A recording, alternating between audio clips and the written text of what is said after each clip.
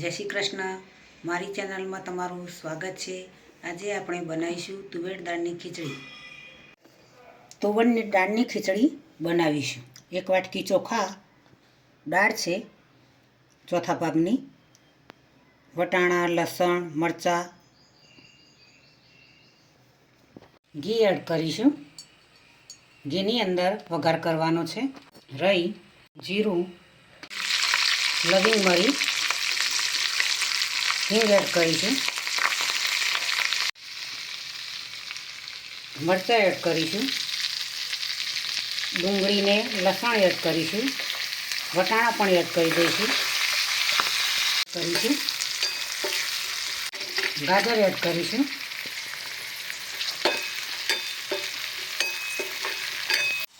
બે ગ્લાસ પાણી એડ કરીશું।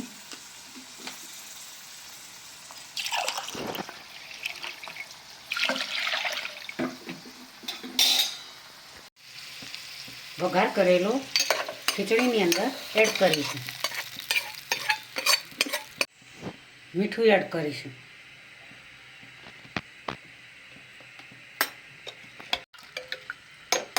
અને 3 વિસલ થવા દઈશું। તૈયાર થઈ ગઈ છે। સાદી ખીચડી બનાવી છે। વઘાર કરીને પણ સાદી ખીચડી બનાવી છે।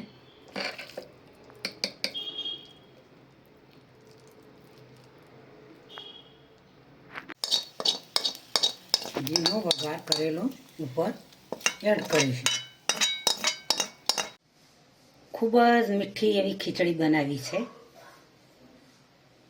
તુવેરની દાળની ખીચડી બનાવી છે।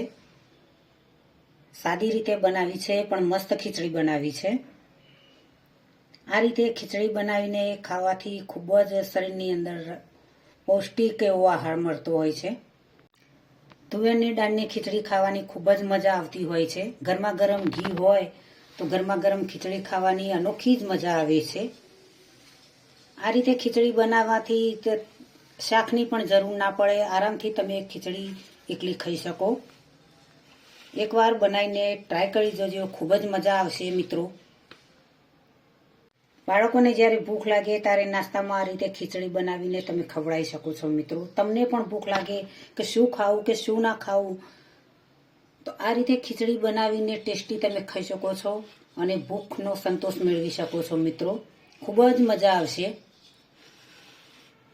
મારી ચેનલને સબસ્ક્રાઈબ કરજો, મારા વિડીયોને લાઈક કરજો, શેર કરજો, બને તો કોમેન્ટ કરજો।